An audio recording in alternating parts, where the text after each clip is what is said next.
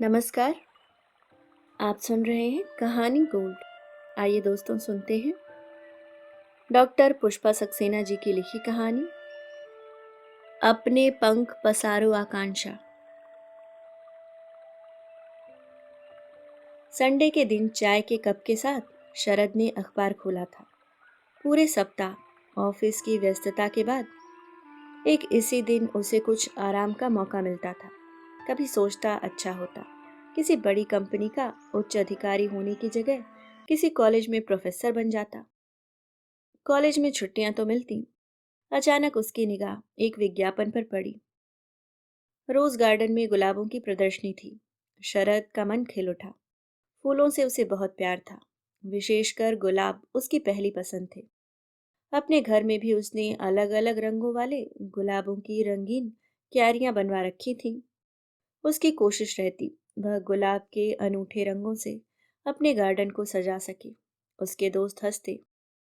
यार शरद, तुझे अपने लिए बीवी ऐसी ही ढूंढनी होगी जो इन गुलाबों को तेरी तरह ही प्यार कर सके, वरना प्यार के अभाव में ये सूख जाएंगे। विज्ञापन देखते ही शरद गुलाबों की प्रदर्शनी में जाने को उतावला हो उठा। सवेरे जल्दी जाने से भीड़ कम होगी और फूलों का सही आनंद लिया जा सकेगा। कैमरे को गले से लटका शरद ने कार स्टार्ट की थी। अभी कम ही लोग प्रदर्शनी में पहुंचे थे।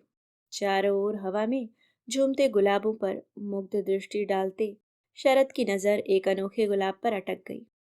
गुलाबी और जामुनी पंखुड़ियों वाला अकेला गुलाब अपने समस्त सौंदर्य के साथ इठला रहा था।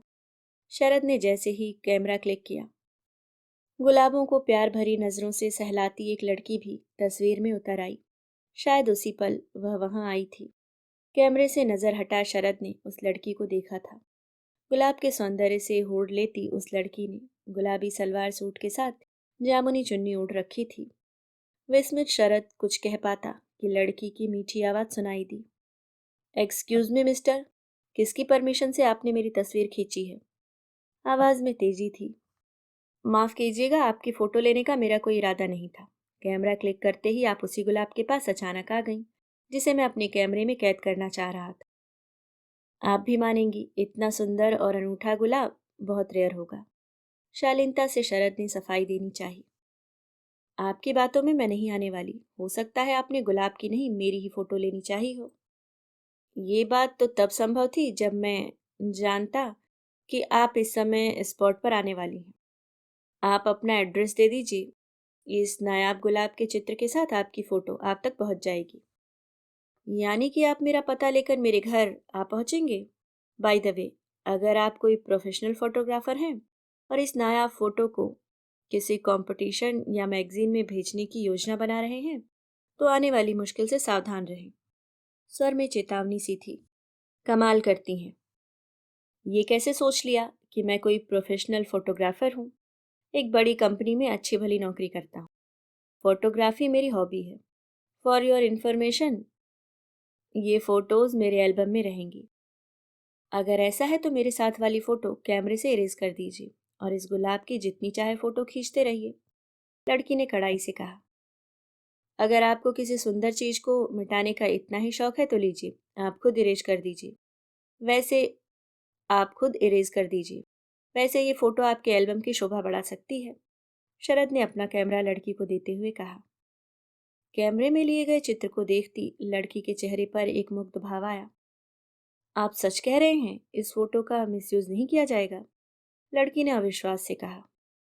लीजिए, ये मेरा कार्ड रख लीजिए। कोई भी गलती होने पर मेरे खिलाफ एक्शन ले सकती हैं। शरद के चेहरे पर हल्की मुस्कान आ गई। ठीक है, विश्वास कर रही हूँ। अगर मुश्किल न हो तो फोटो की एक कॉपी महिला कल्याण केंद्र में भेज दीजिएगा। एड्रेस नोट कर लीजिए। नो प्रॉब्लम, मैं इस केंद्र को जानता हूँ। मेरे ऑफिस के रास्ते में पड़ता है। थैंक्स, तकलीफ के लिए क्षमा चाहूंगी। कुछ नरमी से लड़की ने कहा। माई प्लेजर, पर आपका नाम क्या है? केंद्र में किसके नाम से फोटो छोड़नी होगी? लड़की जैसे ही जाने को मुड़ी शरद पूछ बैठा। आकांक्षा, बस इतना कहना ही काफी होगा। वाह, क्या सार्थक नाम है। आप तो किसी की भी आकांक्षा हो सकती हैं। शरद के मन ने सोचा। घर लौटकर शरद ने सबसे पहले एक स्टूडियो में फोटो की प्रतियां निकालने को दे दी। ताज्जुब की बात थी, शरद भी प्रतियों की उत्सुकता से प्रतीक्षा कर रहा था। नियत दिन फोटो की प्रतियां लाने गए शरद से फोटोग्राफर ने पूछा, बहुत सुंदर तस्वीर आई है। साथ में जो खड़ी है, क्या वह आपकी पत्नी है या कोई मॉडल है? आपने कमाल की फोटो ली है। अगर आप इजाज़त दें तो इस फोटो को एनलार्ज करके अपने स्टूडियो में लगाना चाहूँगा। भूल कर भी ऐसी गलती मत कीजिएगा, वरना आपको लेने के देने पड़ जाएंगे। शरद को अपना वायदा याद था। फोटो का दुरुपयोग किसी हालत में मान्य नहीं होगा। ऐसी क्या बात है सर? सच तो यह है, इस फोटो से मेरे स्टूडियो में ग्राहकों की संख्या बढ़ जाएगी। इतना ही नहीं, अगर आप इस तस्वीर को किसी मैगजीन में छपवाते हैं तो मैं गारंटी के साथ कह सकता हूँ कि आपको ही फर्स्ट प्राइज मिलेगी। गुलाब और इस चेहरे में कौन ज़्यादा सुंदर है, कहना मुश्किल है। मुग्ध दृष्टि से तस्वीर देखते फोटोग्राफर ने कहा, आपके सुझाव के लिए धन्यवाद, पर मुझे न किसी पुरस्कार की चाह है, न ही आपके स्टूडियो के ग्राहकों की संख्या से मतलब है। बस इतना याद रखिएगा, ये तस्वीर सिर्फ मेरी है। अगर इसका कहीं भी इस्तेमाल हुआ तो आप मुश्किल में आ जाएंगे। शरद ने तीखा जवाब दिया। आपकी बात समझ गया सर, ये लीजिए आपके फोटोग्राफ। प्रतियां लिफाफे में डालते फोटोग्राफर ने एक बार फिर फोटो पर हसरत भरी निगाह डाल लिफाफा शरद को थमा दिया। थैंक्स। पेमेंट कर शरद बाहर आ गया। महिला कल्याण केंद्र पर कार रोक शरद रिसेप्शन की ओर बढ़ गया। मन में छीड़ सी आशा थी, शायद वहां आकांक्षा मिल जाए। रिसेप्शन पर एक युवती ने स्वागत करते हुए पूछा, नमस्ते सर, बताइए आपकी क्या सेवा कर सकती हूँ? मुझे मिस आकांक्षा से मिलना है, क्या वह इस समय यहाँ है? क्षमा करें, आकांक्षा दीदी अभी नहीं आई हैं, पर थोड़ी देर में वह जरूर आ जाएंगी। अभी वह अस्पताल में भर्ती औरतों को देखने गई हैं। आप चाहें तो प्रतीक्षा कर सकते हैं। क्या आकांक्षा जी डॉक्टर हैं? विस्मित शरद ने जानना चाहा। जी नहीं, पर दीदी दुखी औरतों के जख्मों पर प्यार और हिम्मत का मरहम लगाकर सबका दुख दर्द कम कर देती हैं। अस्पताल के अलावा इस केंद्र की देखभाल और यूनिवर्सिटी में पढ़ाई के साथ इतने सारे काम हमारी आकांक्षा दीदी ही कर सकती हैं। रिसेप्शनिस्ट के चेहरे पर आदर का भाव था। ओह, पर मैं ठीक से समझा नहीं। शरद कुछ सोचने की कोशिश कर रहा था। मतलब दीदी समाज शास्त्र विषय में रिसर्च कर रही हैं, और जो औरतें तकलीफ में होती हैं, दीदी उन्हें सहारा देती हैं। अरे ये लीजिए, आकांक्षा दीदी आप पहुंची। आपको ज्यादा प्रतीक्षा भी नहीं करनी पड़ी। रिसेप्शनिस्ट की दृष्टि का अनुसरण करते शरद की निगाहें आकांक्षा पर ठहर सी गईं। सफेद सलवार सूट पर धानी दुपट्टे में आकांक्षा का खिला चेहरा ऐसा लग रहा था मानो नई कोमल हरी पत्तियों के बीच सफेद फूल खिल रहा था। चेहरे पर हल्की मुस्कान के साथ आकांक्षा ने रिसेप्शनिस्ट को स्नेह भरी दृष्टि से देख पास खड़े शरद को देखा। अरे आप यहाँ? याद आया, शायद आप फोटो लाए हैं। आइए उधर कुर्सी पर बैठते हैं। शरद के हाथ में पकड़े लिफाफे पर आकांक्षा की नजर पड़ गई। जी हाँ, आपकी अमानत पहुंचाना मेरा दायित्व जो था। हल्की मुस्कान के साथ शरद ने लिफाफा बढ़ाया। धन्यवाद, आशा करती हूँ आपने अपना वादा निभाया होगा। इस फोटो की प्रतियां कहीं बाहर नहीं दी हैं। जी हाँ, फोटो की 3 प्रतियों में से 2 आपको दे रहा हूँ, एक मेरे पास है। अगर आप चाहें तो फोटोग्राफर से कंफर्म कर सकती हैं। वैसे वह आपकी फोटो अपने स्टूडियो में लगाना चाहता था। ओह नो, आपने उसे मना तो कर दिया। फिर भी एक बार देख लीजिएगा, उस पर विश्वास करना ठीक नहीं। अपने फायदे के लिए ऐसे लोग कुछ भी कर सकते हैं। परेशान ना हो, मैंने उसे चेतावनी दे दी है। वह ऐसी गलती नहीं कर सकता। ऐसा लगता है आप किसी के विश्वासघात के शिकार हुई हैं। दुनिया में सब लोग धोखेबाज ही नहीं होते। शरद ने कहा। आपको ज्यादा प्रतीक्षा तो नहीं करनी पड़ी। आप फोटो हमारी रिसेप्शनिस्ट रूबी को दे सकते थे।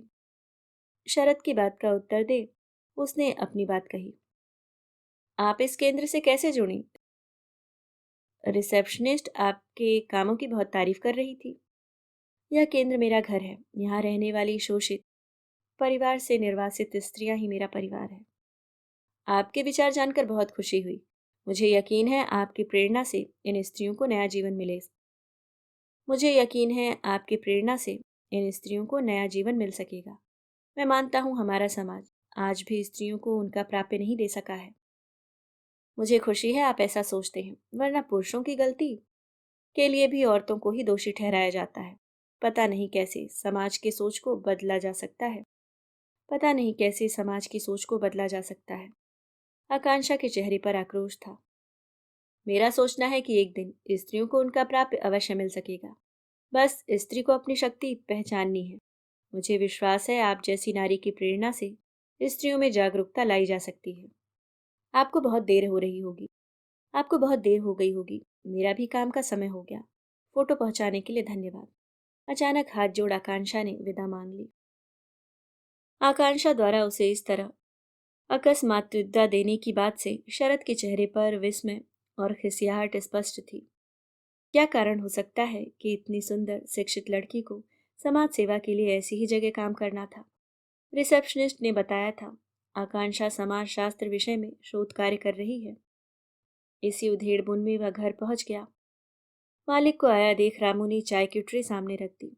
अनमनी भाव से शरद ने चाय का कप होठों से लगाया, पर जैसे चाय में आकांक्षा का चेहरा उभर आया था, अचानक उसे याद आया समाज शास्त्र विभाग में उसका मित्र अविनाश भी लेक्चरार है।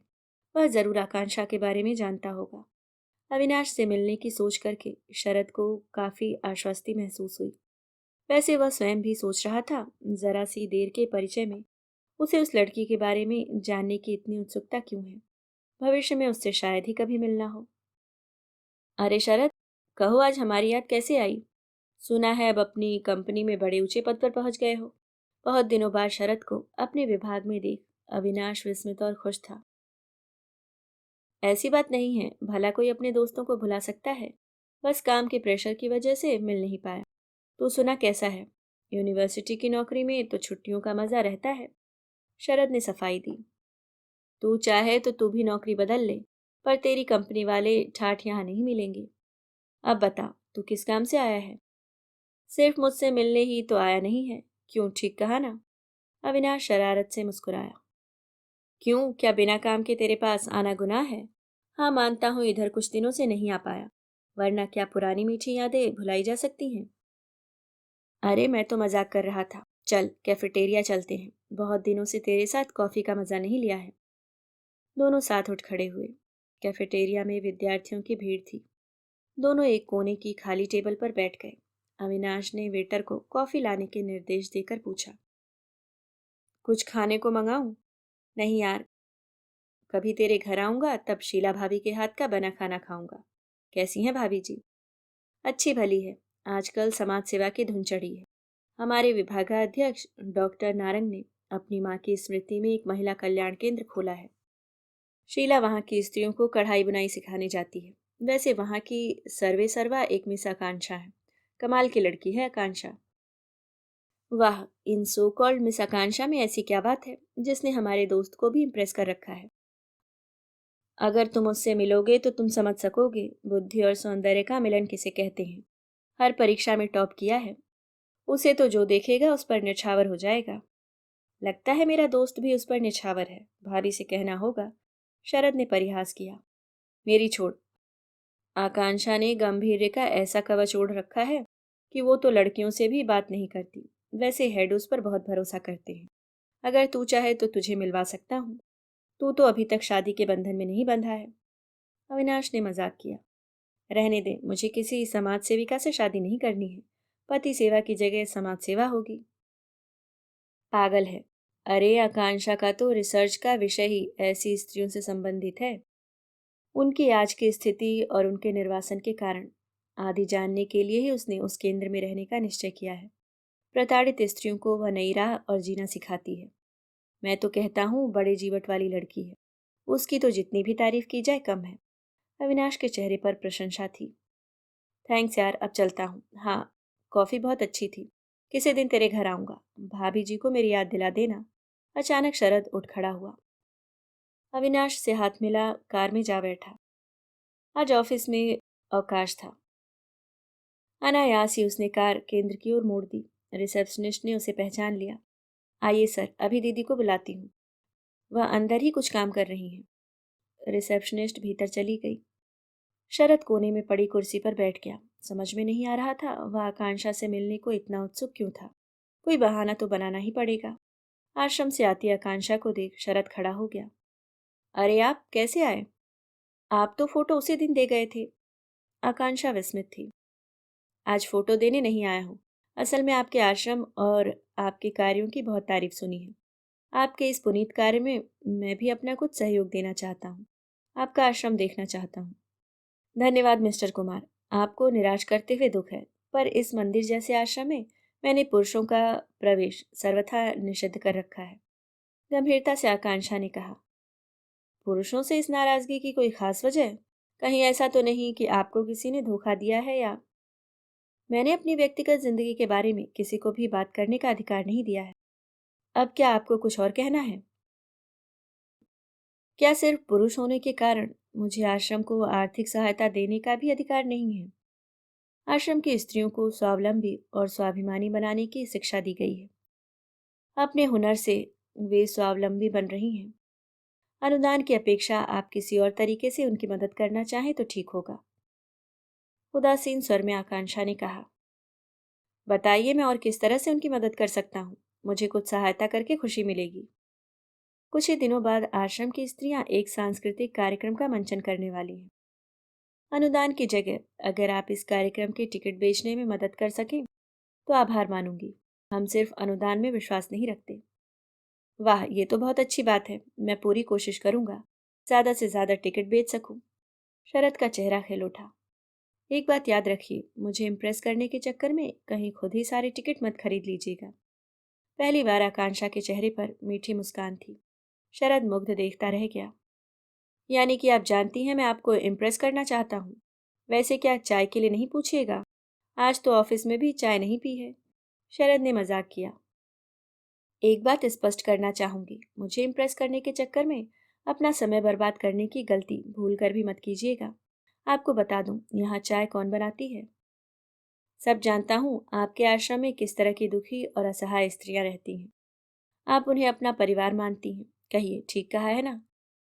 शरद के चेहरे पर शरारत थी। लगता है आपकी स्मरण शक्ति बहुत अच्छी है। अपनी इस क्वालिटी को ऑफिस के कामों में ही लगाएं तो बेहतर है। वैसे अभी आप वैसे अभी 5 मिनटों में आपकी चाय हाजिर हो जाएगी। रिसेप्शनिस्ट को चाय मंगाने का ऑर्डर देकर आकांक्षा ने ऑफिस की डेस्क से टिकटों का एक पैकेट निकालकर शरद की ओर बढ़ाते हुए कहा। ये 30 टिकट हैं। अगर इतने ही बेच सकें तो काफी है। ये तो एक हफ्ते में ही बेच लूंगा और टिकट लेने के बहाने आपसे एक बार फिर मिलना हो जाएगा। वैसे अगर बुरा न माने तो एक सच कहना चाहता हूँ। आपसे जो एक बार मिल ले वह बार बार मिलना चाहेगा। साहस करके शरद ने कहा। जानती हूँ, पर एक सच और भी जानते होंगे। सुंदर गुलाब में भी कांटे होते हैं। अगर ये कांटे चुभ जाएं तो तिल मिला देते हैं। आकांक्षा के चेहरे पर आक्रोश था। जानता हूँ, फिर भी क्या गुलाब से प्यार करना छोड़ना संभव है? जानती हैं, मेरे गार्डन में बहुत किस्म के गुलाब खिलते हैं। उनकी काट छाट में न जाने कितनी बार कांटे चुभे थे, पर गुलाबों के प्यार में कभी कमी नहीं आई है। शरद की दृष्टि आकांक्षा के चेहरे पर निबद्ध थी। रिसेप्शनिस्ट के साथ साफ आसमानी धोती पहने एक स्त्री चाय के प्याले वाली ट्रे के साथ आई थी। सावधानी से ट्रे सामने की मेज पर रख शालीनता से हाथ जोड़ शरद को नमस्ते की थी। चेहरे पर पड़ी लकीरें उसके सुंदर चेहरे को उदास बना रही थीं। मिस्टर कुमार, यह चंदा है। इसे संगीत का बहुत अच्छा ज्ञान है। सांस्कृतिक कार्यक्रम की यह जान है। क्यों चंदा, ठीक कह रही हूं ना? हाँ, यह मिस्टर कुमार है। यह हमारे शो के टिकट बेचने में मदद करेंगे। चाय का प्याला शरद की ओर बढ़ाती आकांक्षा ने कहा। धन्यवाद, मुझे खुशी होगी अगर आपके कुछ काम आ सकूं। चाय का सिप लेते शरद ने कहा। पता नहीं चाय आपको पसंद आई या नहीं, पर चंदा के हाथ की बनी अदरक तुलसी की चाय मुझे बहुत पसंद है। आकांक्षा के मुख पर संतोष की खुशी थी। आपकी पसंद भला गलत कैसे हो सकती है? चाय सचमुच अच्छी थी। डरता हूं कहीं इस चाय के लिए फिर ना आना पड़े। शरद ने परिहास किया। चाय के लिए या मेरे लिए? सच कहते क्या डर लगता है? वैसे ऐसी भूल मत कीजिएगा, पछताएंगे। बात खत्म करती आकांक्षा ने विदा के लिए हाथ जोड़ शरद को फिर विस्मित कर दिया। वापस लौटते शरद के मन में आकांक्षा की कही बात समझ में नहीं आ रही थी। उसने ऐसा क्यों कहा? ऐसी गलती मत कीजिएगा, पछताएंगे। क्या उसने शरद के मन की बात पढ़ ली थी? अब जैसे आकांक्षा शरद के लिए पहेली बनती जा रही थी। इतना तो निश्चित था, कोई बात जरूर है जिसने उसकी जिंदगी में कड़वाहट भर दी है। क्या हो सकता है जिसकी वजह से उसे पुरुषों से इतनी नफरत हो गई है? नहीं, ऐसा नहीं हो सकता। पर अब वह उसके बारे में नहीं सोचेगा। गैराज में कार पार करते शरद ने निश्चय कर डाला। अपने निश्चय के बावजूद दूसरे दिन शरद ने अपने असिस्टेंट को बुलाकर कहा, महिला कल्याण केंद्र के द्वारा यह कार्यक्रम आयोजित किया जा रहा है। इस कार्यक्रम में जो धन आएगा उसे पीड़ित महिलाओं के कल्याण कार्यों में लगाया जाएगा। ऑफिस में जो लोग दुखी स्त्रियों की सहायता करना चाहें उन्हें ये टिकट दे दीजिएगा। उम्मीद इस पुनीत कार्य में सब मदद करेंगे।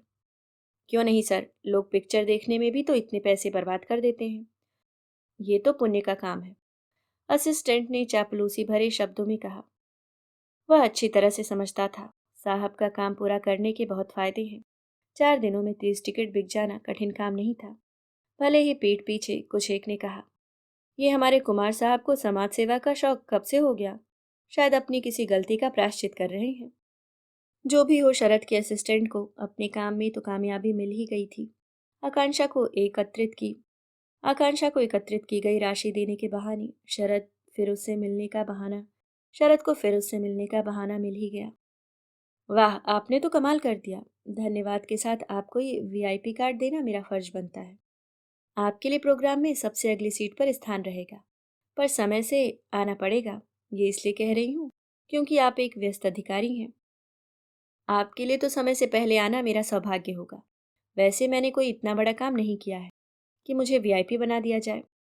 अगर मेरे पुरुष होने से आपको कोई परेशानी न हो तो आपके कार्यों में सहयोग देकर मुझे बहुत खुशी होगी। मीठी मुस्कान शरद के अधरों पर आ ही गई। कितने पुरुष वस्तुतः पुरुष होते हैं मिस्टर कुमार। कभी यही पुरुष इंसान के वेश में जंगली भेड़िए से भी बदतर होते हैं। पर एक पुरुष होने के नाते आप इस सत्य को स्वीकार नहीं कर सकते। मुझे आप जानते ही कितना है। दुख है कि आपने मुझे भी जानवरों की श्रेणी में रख दिया। जीवन में किसी पुरुष के धोखे का शिकार बनने के कारण सब पुरुषों को एक ही तराजू में तौलना क्या ठीक है आकांक्षा जी? शरद का स्वर आहत था।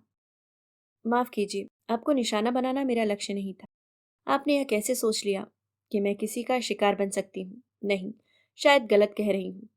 इन्हीं पुरुष नामधारी जीवों के कारण मुझे समाज ने एक ऐसा खिताब दिया है जिसे पाकर मैं पत्थर बन गई हूँ। आप पत्थर बन गई हैं, ऐसा तो कहीं किसी एंगल से नहीं देख पा रहा हूँ। आप तो एक कोमल टहनी पर खिली गुलाब का फूल दिखती हैं। शरारती मुस्कान शरद के अधरों पर थी।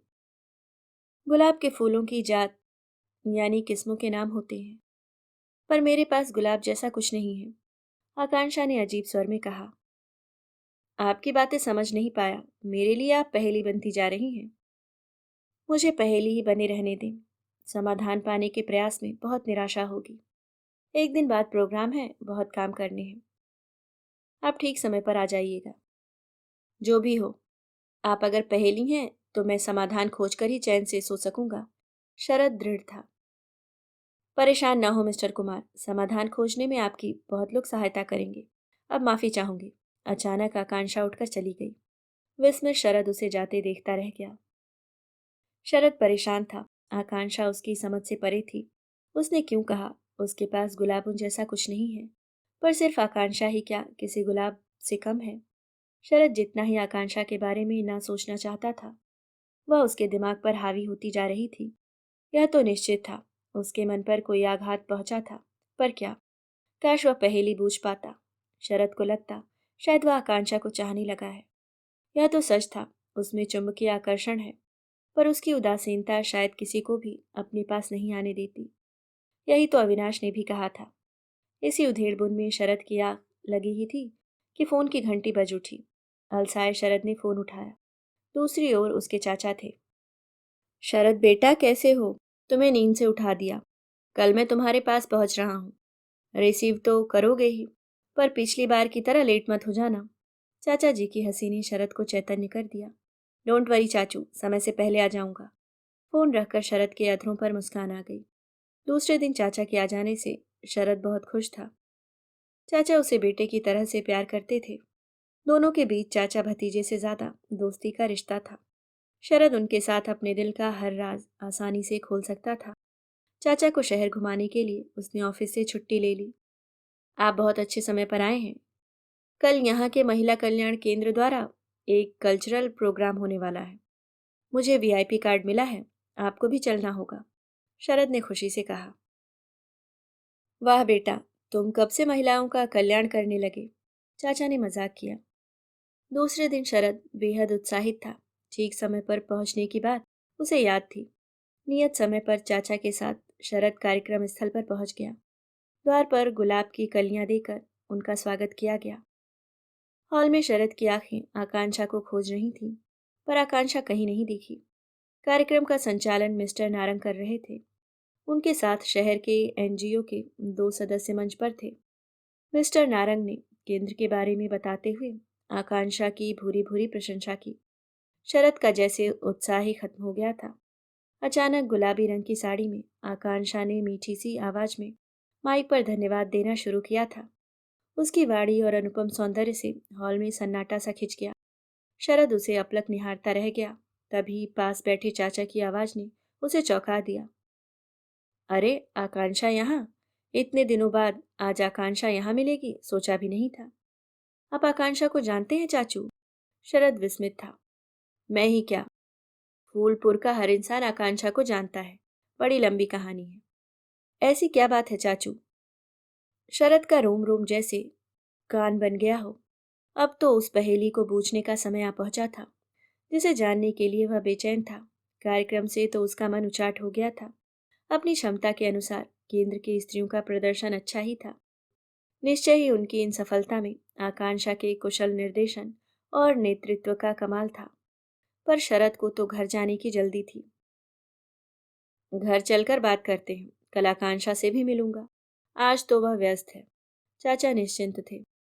घर पहुंचते ही शरद ने सवालों की झड़ी लगा दी। चाचू, ऐसी क्या बात थी जो आपने कहा आकांक्षा को सब जानते थे? बात ऐसी ही थी। आकांक्षा की अपूर्व सुंदरी माँ माया फूलपुर में दरिंदों की दरिंदगी का शिकार हुई थी। उस सुंदर अकेली औरत पर दरिंदे आंख लगाए बैठे थे। क्या माया जी के साथ उनके परिवार वाले नहीं थे? अपने माता पिता को एक दुर्घटना में खोकर उसे ताऊ के घर शरण लेनी पड़ी थी। ताऊ ने उसकी संपत्ति पर अपना अधिकार जमा उसे बेघर कर दिया। उनके दुर्व्यवहार के कारण माया ने फूलपुर के एक स्कूल में नौकरी कर ली। इलाहाबाद से रोज फूलपुर आना जाना कठिन था, इसलिए फूलपुर में ही एक कमरा लेकर रहने लगी। आप ये सब बातें कैसे जानते हैं चाचू? उस समय फूलपुर मेरी ही कस्टडी में आता था। तेज तूफानी रात में माया का दरवाजा तोड़कर वे दरिंदे घुसे थे। माया की चीखें किसी को नहीं सुनाई दी या जानकर न सुनी गईं। सुबह खुला दरवाजा देखकर थाने में खबर दी गई थी। उसे अस्पताल में भर्ती करा दिया गया। पर माया अपना मानसिक संतुलन खो चुकी थी। सबसे बड़ी त्रासदी तो यह हुई जब 2 माह बाद उसे गर्भवती पाया गया। चाचा चुप हो गए। सच, यह तो माया जी के प्रति बहुत बड़ा अन्याय हुआ। उन्हें किसने सहारा दिया चाचू? मिशन अस्पताल से आई डॉक्टर माया के प्रति बहुत सहानुभूतिपूर्ण थी। उस अवस्था में उसे मेंटल हॉस्पिटल भेजना उचित नहीं था। माया के ताऊ ताई ने उसे पापिन कहकर घर में रखने से साफ मना कर दिया। 9 माह बाद बेटी को जन्म देते ही माया ने इस दुनिया से विदा ले ली। बच्ची का प्यारा चेहरा देख डॉक्टर के मुंह से सहसा निकल गया, आकांक्षा। बस तभी उसका नामकरण हो गया। अस्पताल की दाई रत्नी को बच्ची की देखभाल का दायित्व दिया गया। अकेली जान रत्नी को बच्ची के साथ जैसे नया जीवन मिल गया। आकांक्षा के ताऊ ताई के मुकाबले तो रत्नी दाई अच्छी थी। आकांक्षा के ताऊ ताई के मुकाबले तो रत्नी दाई अच्छी थी। क्या आकांक्षा रत्नी के साथ रही चाचू? शरद की आवाज में आक्रोश था। रत्नी ने उसे माँ जैसा प्यार दिया, पर मोहल्ले वाले उस बच्ची को पाप की औलाद और नाजायज कहते थे। यहाँ तक कि बच्चे भी उसे पापिन कहकर चिढ़ाते। समय बीतता गया। आकांक्षा चौथी कक्षा में पहुंच गई। पढ़ाई में वह हमेशा अव्वल रही।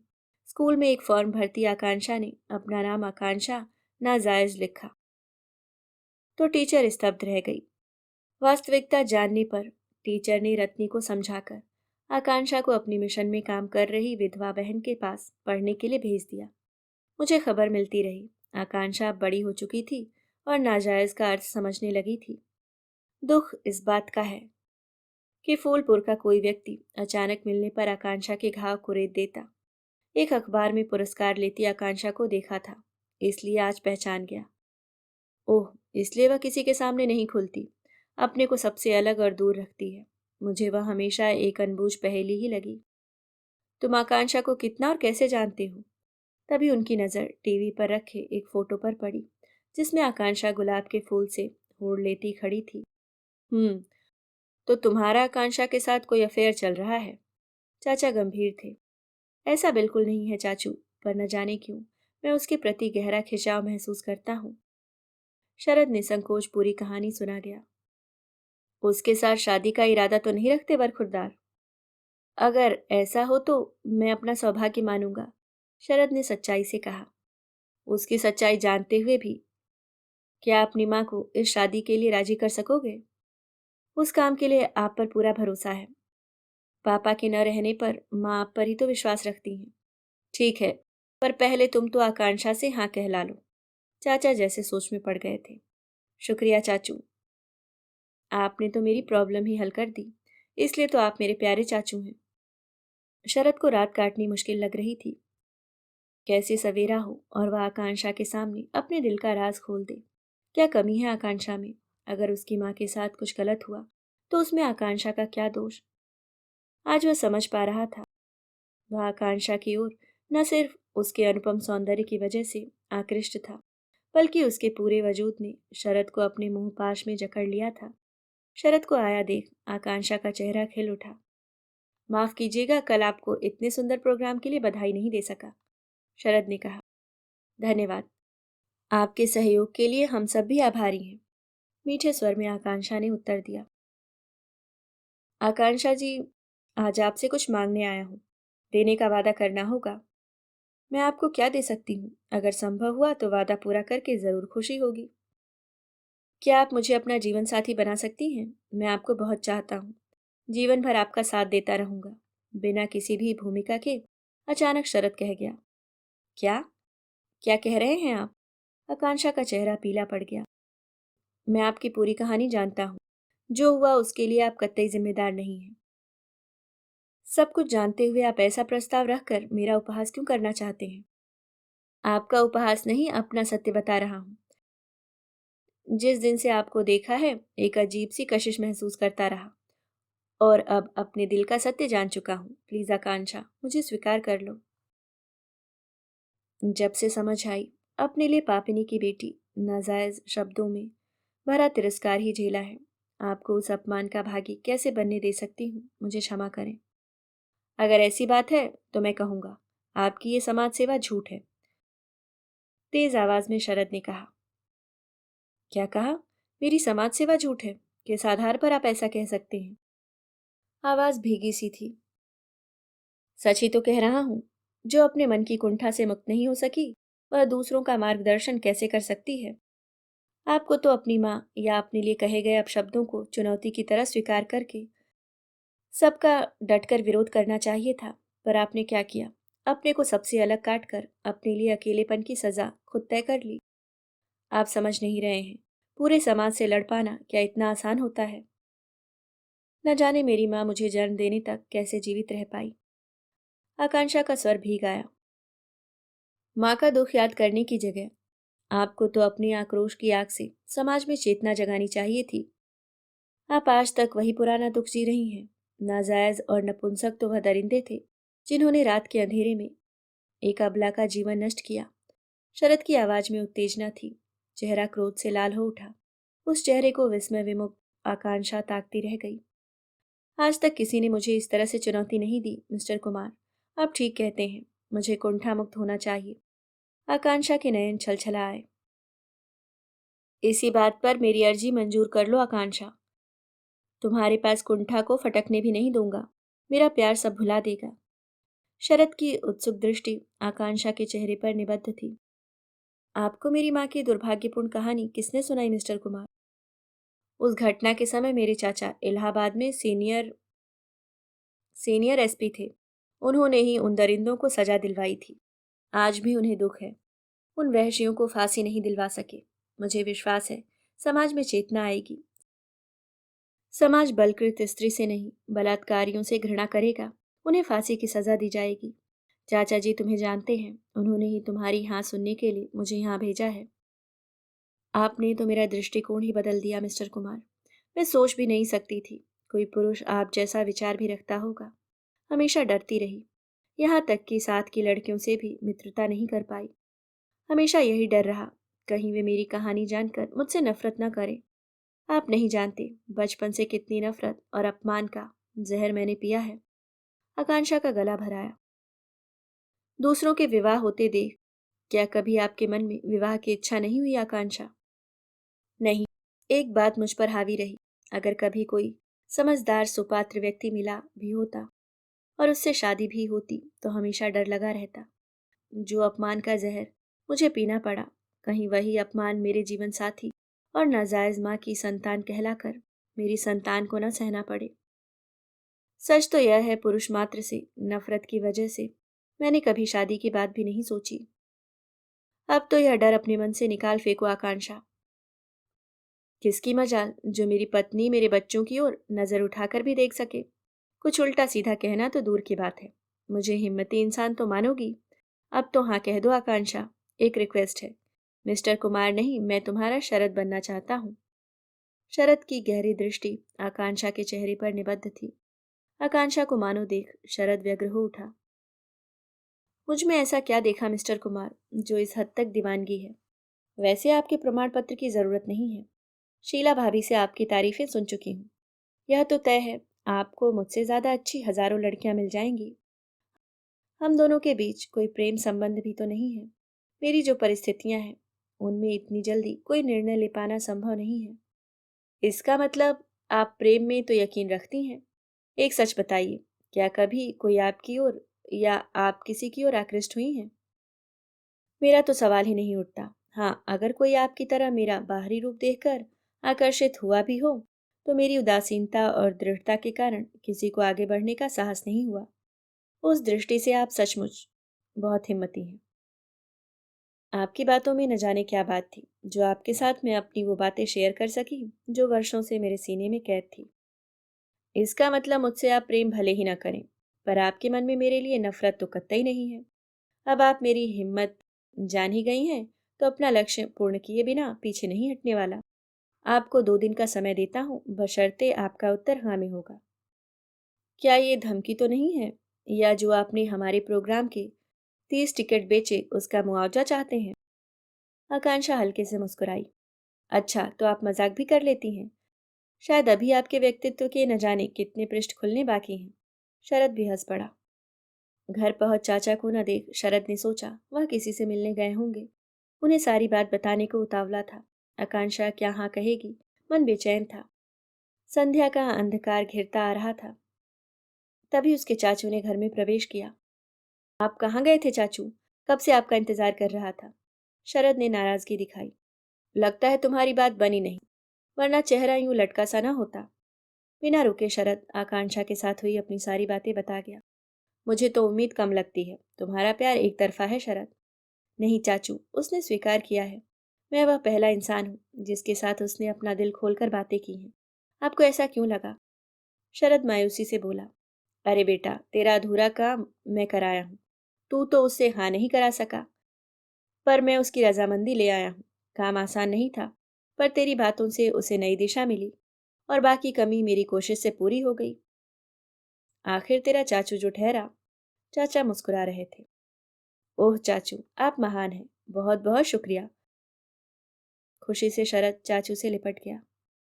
कल वापस चला जाऊंगा, भाभी को भी तो राजी करना है। वो तो आपके बाएं हाथ का खेल है चाचू। शरद का चेहरा खुशी से जगमगा उठा।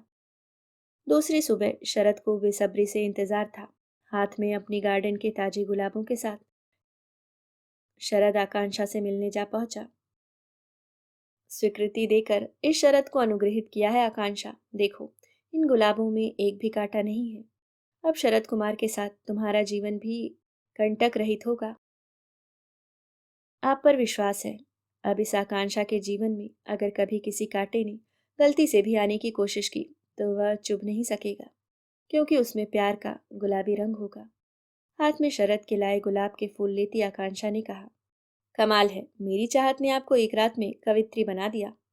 आपने तो कांटों को भी गुलाब का ताज पहनाकर गुलाबी रंग दे दिया।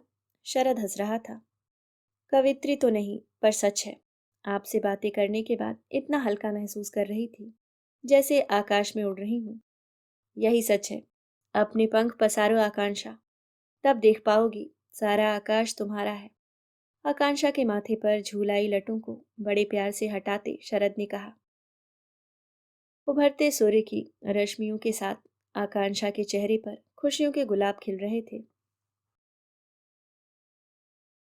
अभी आप सुन रहे थे पुष्पा सक्सेना जी की लिखी कहानी अपने पंख पसारो आकांक्षा।